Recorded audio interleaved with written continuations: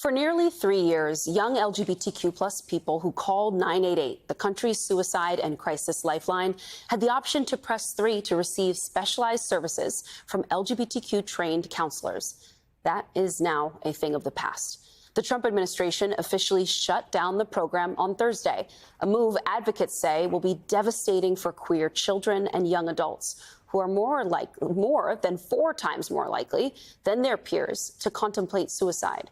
The CEO of the Trevor Project said the Trump administration has, quote, made the dangerous decision to play politics with real young people's lives.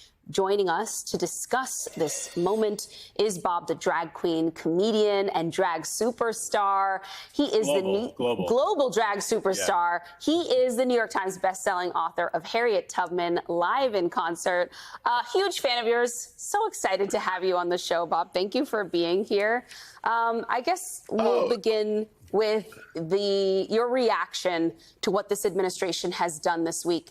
How important 988 and these hotline services have been for LGBTQ youth, and I guess how you're processing this moment we're all living through.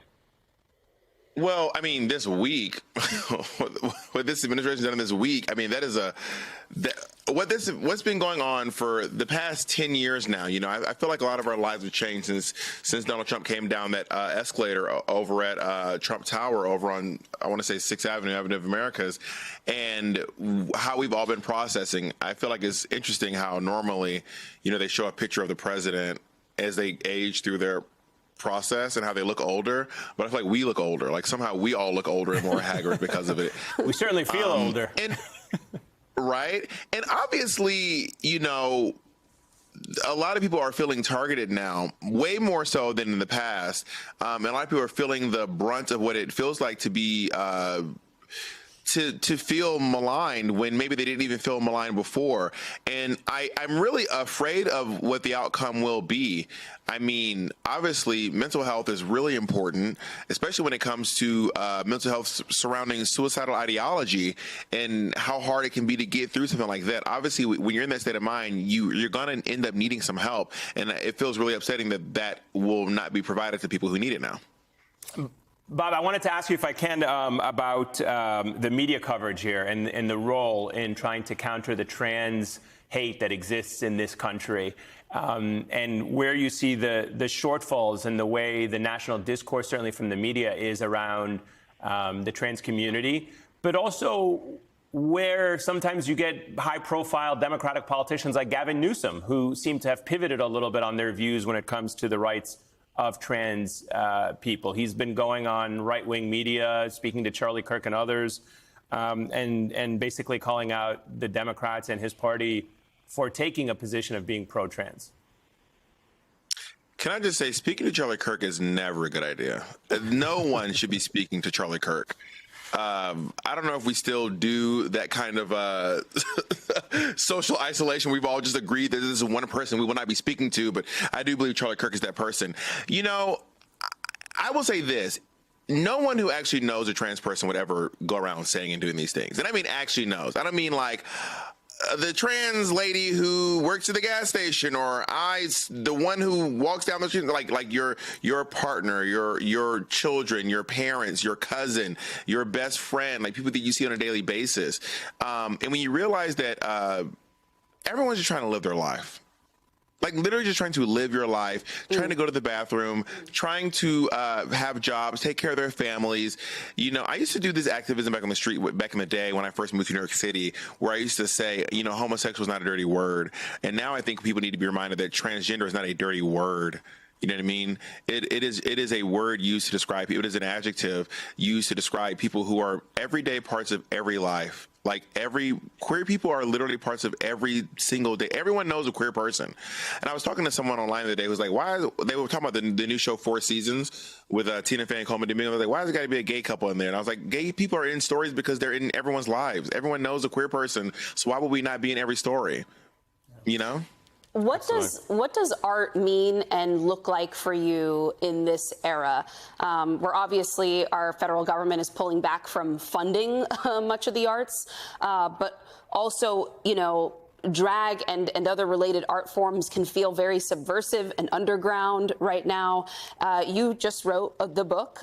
We spoke about it a little earlier, Harriet Tubman live in concert. So there she is. So what when you're telling these stories anyway, I guess, in the face of people, of systems that are trying to tell you you do not matter, what does that mean to you, I guess, to be in a position where you're able to do this work? And how do you think people are going to survive, I guess, the next 3 years?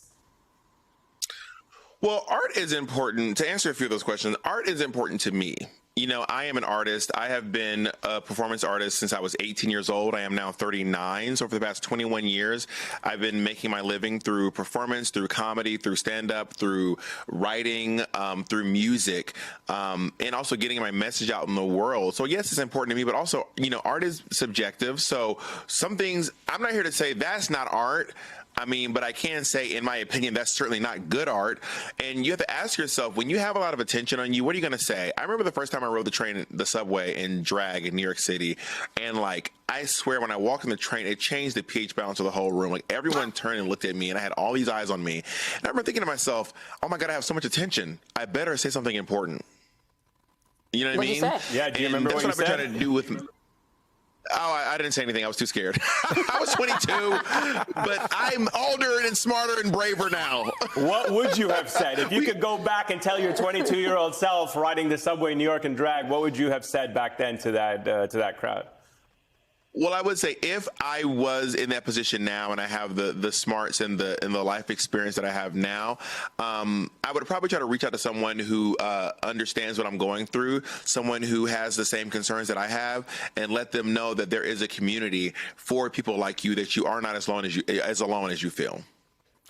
You also wrote 2 songs for this novel. I'm curious, what's your vision for this project? You ever see it making it on Broadway? Would that be the ultimate end goal for it? Big screen, Broadway? From your mouth to God's ears. That would be a dream for me. You know, I moved to New York City to make it on Broadway years ago, but unfortunately, no one told me to make it on Broadway, you kind of got to be able to sing and dance. And I can't do either No one one of those mentioned things. that?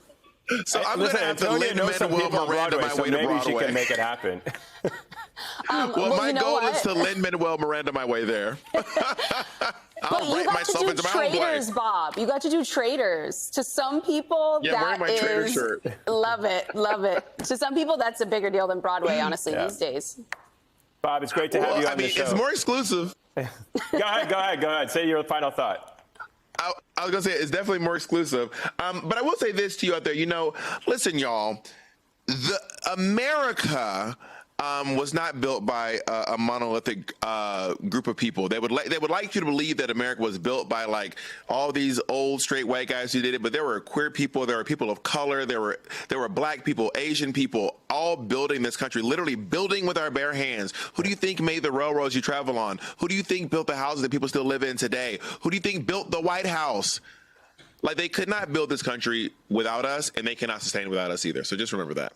A good note to end on. Bob the Drag Queen, it's great to have you on the show. We look forward to having many more conversations with you. You've got a standing invite, especially if you make it big on Broadway. Don't forget about us. All right. I want to see their opening night.